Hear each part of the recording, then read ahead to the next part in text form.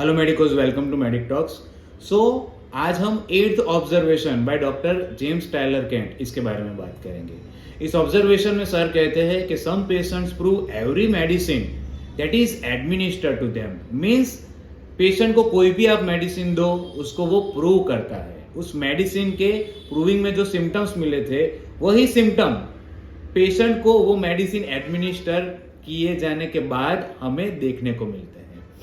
तो ऐसी कंडीशन को हम कहते हैं आइडियोसिंक्रेसी और ऐसे पेशेंट को हम कहते हैं आइडियोसिंक्रेटिक पेशेंट। तो व्हाट इज आइडियोसिंक्रेसी?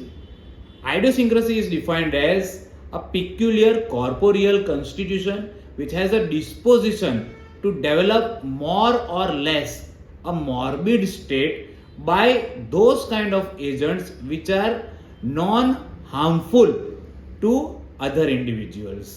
इसका मीनिंग ये होता है कि पेशेंट का कॉन्स्टिट्यूशन ऐसा है कि जो ऐसे हार्मलेस सब्सटेंस से भी अफेक्ट हो जाता है और मॉर्बिड स्टेट में चला जाता है।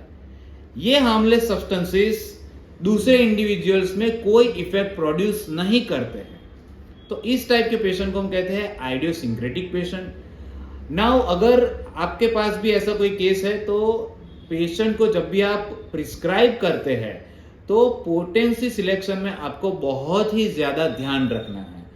आपको बहुत हाई पोटेंसी ऐसे पेशेंट को नहीं देनी चाहिए और प्रॉपरली सिलेक्टेड सिमिलर मेडिसिन ही आपको देनी चाहिए, आपको ध्यान रखना है। Now idiosyncratic patient can be an ideal prover. ये पेशेंट्स बहुत ही अच्छे प्रूवर बन सकते हैं। तो आज के लेक्चर के लिए इतना ही। Please like share and subscribe my YouTube channel Medic Talks. Thank you very much.